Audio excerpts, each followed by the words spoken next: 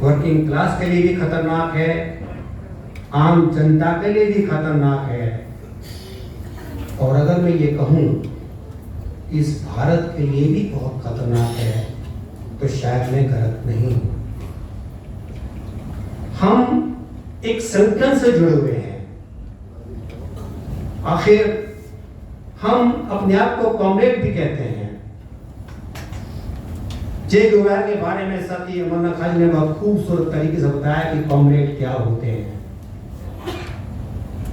हम एक आम जनमानस के साथ, कर्मचारियों के साथ, मजदूर आंदोलन के साथ अगर कहीं अन्याय होता है उसके खिलाफ हम अपनी आवाज बुलंद करते हैं। हमारी क्या डिमांड है उसको रियलाइज करने के लिए हम एक रणनीति बना करके संघर्ष भी करते हैं। ये सच्चाई है, लेकिन ये भी एक सच्चाई है कि अगर डेमोक्रेसी नहीं रहेगी तो क्या भारत रहेगा, और जब भारत नहीं रहेगा तो क्या हम और तुम रहेंगे। ये बहुत व्यापक प्रश्न है आज मजदूर आंदोलन के सामने, हिंदुस्तान के जनमानस के सामने बहुत बड़ा सवाल है। डेमोक्रेसी के अंदर आज अगर मैनेजमेंट है तो मैनेजमेंट की गलत पॉलिसी का विरोध करने के लिए यूनियन है। मैनेजमेंट अगर क्राइसिस में है, इस इंडस्ट्री के हित के अंदर मैनेजमेंट का साथ देने के लिए एक यूनियन है, संगठन है। और अगर ये कहे कि हम संगठन को ही बर्बाद कर देंगे तो क्या ये सच्चाई नहीं है कि जो LIC मैनेजमेंट है वो मनमानी करेगी अपनी।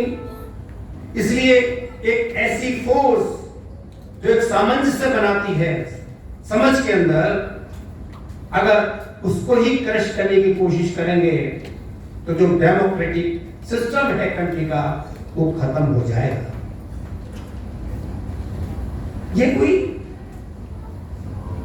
एक सच्चाई है कि बेशक हम संगठन के अंदर बैठ करके बातें करते हैं, लेकिन जब सवाल मोदी का आता है तो क्या हमारी सोच के अंदर वो चीजें होती हैं जो होनी चाहिए।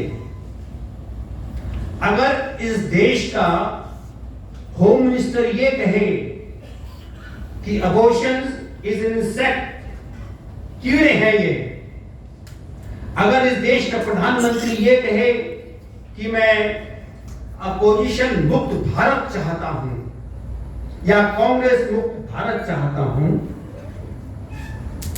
तो क्या डेमोक्रेसी जिंदा रहेगी? क्या तानाशाही की तरफ हम लोग नहीं बढ़ रहे? अक्सर आपने सुना होगा पार्लियामेंट के अंदर, भाषणों के अंदर, one nation one police uniform, one nation one tax, one nation one election. ये क्या है? ये कहां जा रहा है देश? सुनने में बहुत अच्छा लगता है, लेकिन इसके पीछे जो एक छिपा हुआ गहराई है, गंभीरता है, उसको हम मीठे मीठे स्लोगन के अंदर भूल जाते हैं कि हम किस तरफ जा रहे हैं।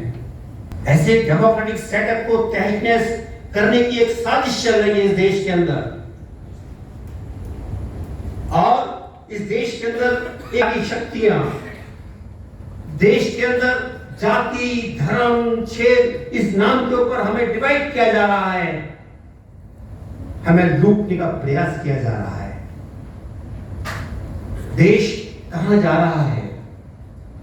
बहुत ढिंढोरा पीटा जा रहा है कि देश के अंदर बहुत आर्थिक बढ़ोतरी हो रही है, लेकिन अगर आप देखें देश की स्थिति, तो जो सेविंग पोर्शन है कंट्री के अंदर जीडीपी का, जो कभी 2017-18 में 32% होता था, अब घट करके 28% हो गया है। अगर मैं करंट प्राइस की बात करूं, इस देश देश के अंदर जो बजट पेश किया गया इस साल, क्या कहा सरकार ने?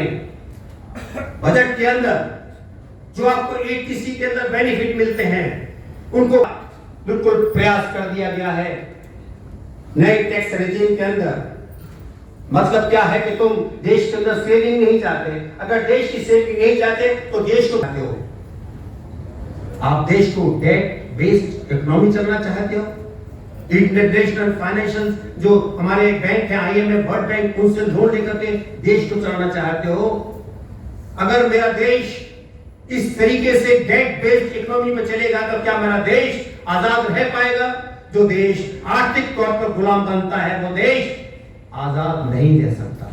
ये भी एक सच्चाई है। तो इन सच्चाइयों के बीच से हम लोग गुजर रहे हैं। देश की हालत क्या बना दी गई है? एक स्टेट हो, जो एक सेंटर का जो स्टेट मिनिस्टर है, उसका बेटा 7 किसानों को रौंद जाए गाड़ी से, जर्नलिस्ट को रौंद जाए गाड़ी से,